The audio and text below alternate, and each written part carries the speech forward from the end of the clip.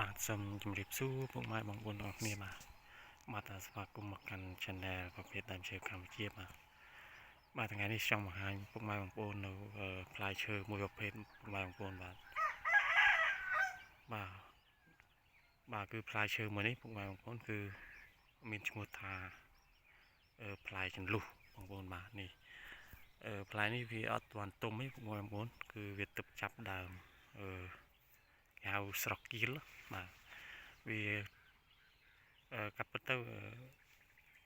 ដើមចន្លុះនេះខ្ញុំបានថតថ្ងៃមុនបាទវីដេអូមុនគឺវាទើបតែផ្កាប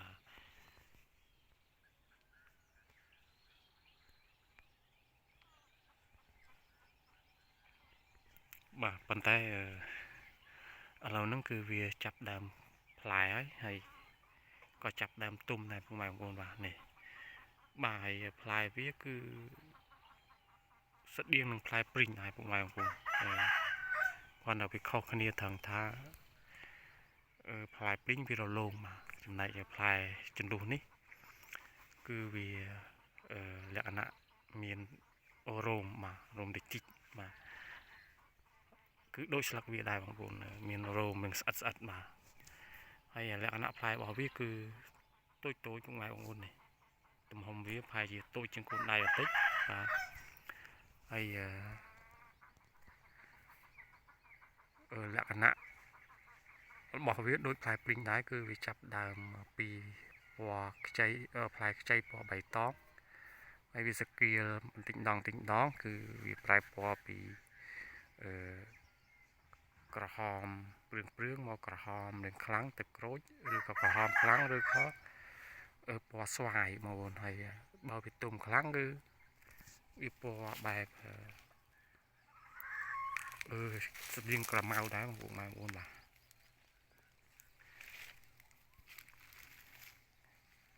នេះបាទនេះគឺវាផ្លែវាទុំបងប្អូនបាទវាពណ៌ស្ទើរតែខ្មៅបងប្អូននៅពេលវាទុំខ្លាំងគឺខ្មៅក្រឹបតែបងប្អូនបាទនេះផ្លែវា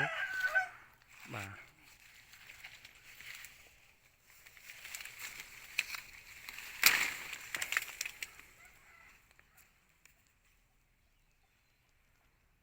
នេះបងប្អូនផ្លែ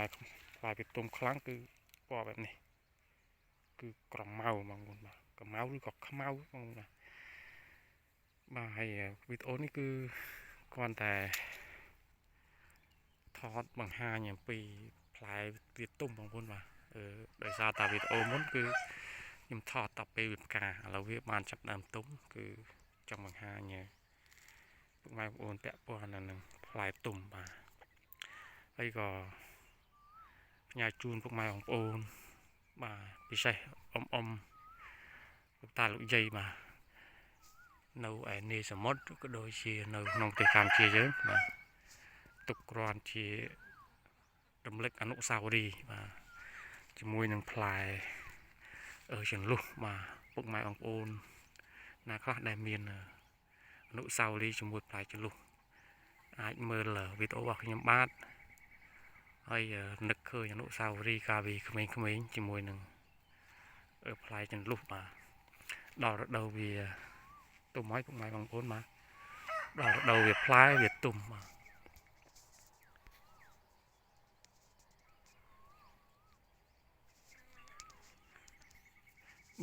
វីដេអូរបស់ខ្ញុំមានតែប៉ុណ្្នឹងឯងពុកម៉ែបងប្អូនបាទគ្រាន់តែចង់បង្ហាញលក្ខណៈផ្លែចន្លុះទុំជូនពុកម៉ែបងប្អូនលោកលោកតាលោកយាយបាទគ្រាន់មើលកំសាន្តក៏ដូចជារំលឹកអនុស្សាវរីយ៍កាលពីក្មេងៗជាមួយនឹងផ្លែចន្លុះបាទ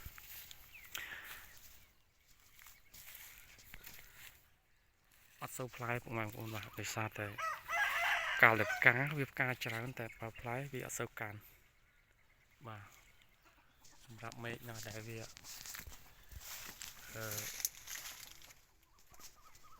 កាន់ផ្លែគឺកាន់ច្រើនមេឃណាអត់បាទ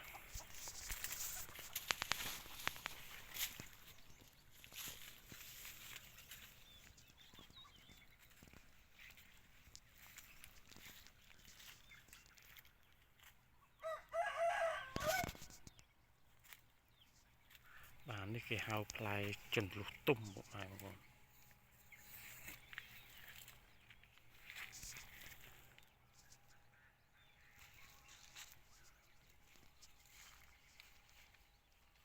បាទវីដេអូខ្ញុំមានតែប៉ុណ្្នឹងបងប្អូនបាទអរគុណ